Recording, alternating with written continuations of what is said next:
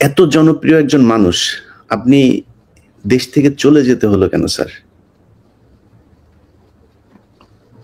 সেই কাহিনীতে এই মুহূর্তে যাওয়া ঠিক হবে কি? মাফ করে দিয়েছি।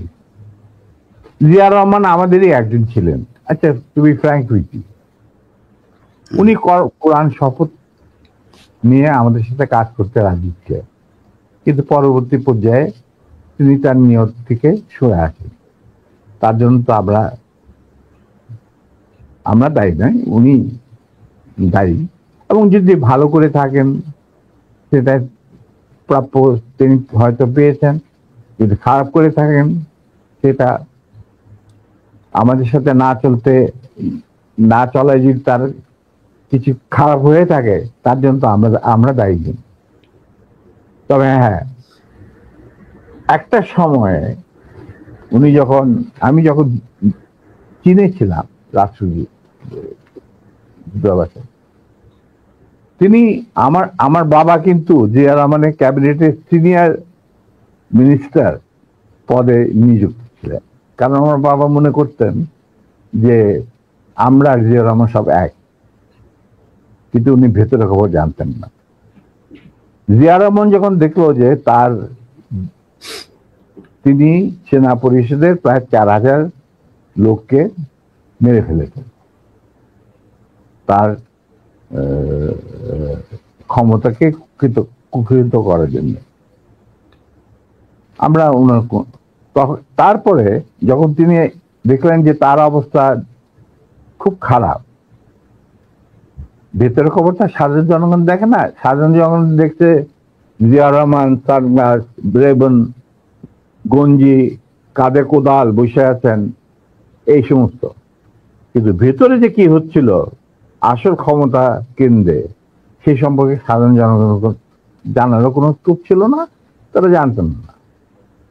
সেখানে তার অবস্থা ছিল নরবলে, কারণ ওখানে তিনি ডিভাইড এন্ড রুল নীতি প্রয়োগ করেছিলেন, যেটা খুবই মারাত্মক একটা হুমকি ছিল তার জন্য। তিনি হয়তো বুঝতে পারেন নাই। তিনি যখন রাষ্ট্রীয় সফরে আসেন, আমার বাবাকে deputy head of the delegation করে নিয়ে আসলেন এবং আমাকে বললেন যে let us forget and forgive, তোমরা আমাদের পাশে দাঁড়া। আমরা বললাম স্যার, এটা আপনার পক্ষে, আপনার বললেন আমি কৃতার্থ, কিন্তু আমার মনে হয় আমাদের পক্ষে সেটা সম্ভব। কারণ এর জন্য সম্ভব না, আপনি আমাদের সহকর্মীদের রক্তে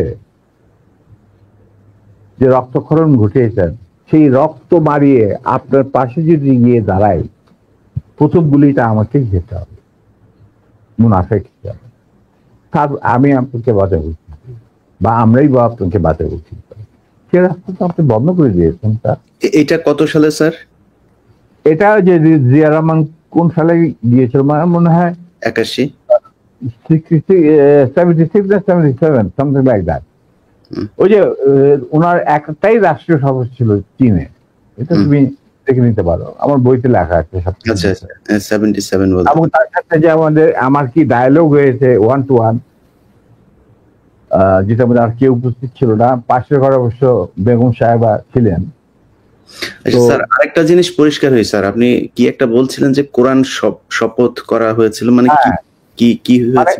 আমি বলি, শোনো, এই যে সেনা পরিষদ, আমরা যখন ভারতে যুদ্ধ করছিলাম, যখন আমরা বুঝতে পারলাম ভারতের গেম প্ল্যানটা, তাদের একটা সুদূর প্রসারী চক্রান্তমূলক একটা পরিকল্পনা রয়েছে, বাংলাদেশকে প্রথমে ক্লায়েন্ট স্টেট, তারপরে অঙ্গভূত করা, সিকিমের মতো।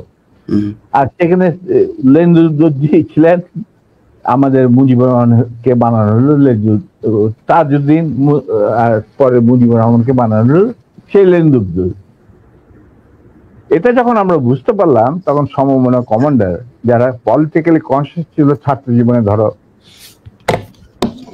পরবর্তী জীবনে, তখন আমরা বললাম যে আরে আমাদের তো আসল যে যুদ্ধ সেটা তো হবে স্বাধীনতার পর। ভারতের আগ্রাসী মনোভাব নিয়ে যখন বাংলাদেশকে গিলে খেতে যাবে, সেইটার বিরুদ্ধে আমাদেরকে লড়তে হবে, তার জন্য আমাদের প্রস্তুত থাকতে হবে, প্রস্তুতি এখনই গ্রহণ করতে হবে। তখন আমরা ওই মুক্তিযুদ্ধের আড়ালে আমরা সেনা পরিষদের বীজ বপন করি। তো তোমার মনে থাকার কথা, যদিও Zia Rahman declaration of independence দিয়েছিল, প্রথমে তিনি নিজেকেই অস্থায়ী সরকারের প্রধান হিসাবে দাবি করেছিলেন, মানে ভাষণে বলেছিলেন। পরে ইন্ডিয়ার চাপে উনি থেকে বদলিয়ে যে মুজিবুর রহমানের ইনস্ট্রাকশনে আমি এই ঘোষণা দিলাম স্বাধীনতা। এরপরেও কিন্তু তার প্রতি ইন্ডিয়ান সরকার বা আওয়ামী লীগ সরকার কখনোই আস্থা রাখতে পারে নাই। তারা তাকে সেক্টর কমান্ডারের অবস্থান থেকে সরিয়ে এনে হেডকোয়ার্টার দাম করে এক সেফ হাউসে, মানে আমাদের কিছু সেফ হাউস ছিল যেখানে আমরা থাকতাম, বা আমাদের সাথীরা সুজাত কল্যাণীতে, মানে এই অভাব অফ ক্যালকাটা একটা বাড়িতে ওনাকে না নিষ্ক্রিয় করে রাখা হইত। তখন কেউ জিয়া রহমানের আশেপাশে যায়, কারণ উনি ভারতের চক্ষুষু, উনি আওয়ামী লীগের চক্ষুষু, তো কে যাবে ওনার সাথে দেখা করতে? তখন কিন্তু আমি, কারণ আমি জিয়া রহমানকে অনেক আগে থেকে চিনি, পাকিস্তান আমল থেকে চিনি, একসাথে কাজও করেছি। যাই হোক, আমি গিয়ে ওনার সাথে যোগাযোগ করি এবং তাকে বুঝাই যে স্যার আপনি ধৈর্য ধরুন, আমরা আপনাকে সহজে হারাবো না।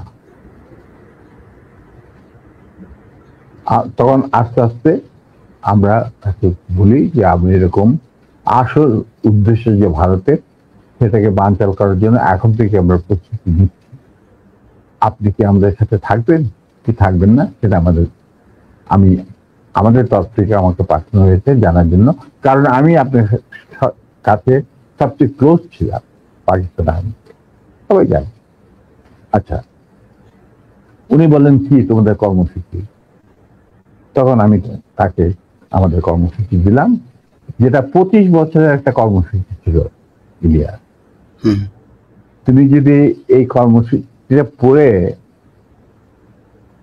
এই কর্মসূচিটা আমরা তৈরি করেছিলাম বিভিন্ন সেক্টরের মুক্তিযোদ্ধা এবং অন্যান্য সাধারণ জনগণের আশা আকাঙ্ক্ষার পরিপ্রেক্ষিতে। সেই কর্মসূচিটা পড়ার পর উনি এটাকে মেনে নেন। তো আমি বললাম যে স্যার, আমাদের সমস্যাটা হচ্ছে আমরা সবাই প্রায় সমবয়সী, আমাদের একজন সিনিয়র অফিসার দরকার যাকে আমরা ট্রাস্ট করতে পারি, তাকে আমরা কেন্দ্র করে এগিয়ে যেতে চাই এই সেনা পরিষদের কর্মসূচি বাস্তবায়নের জন্য।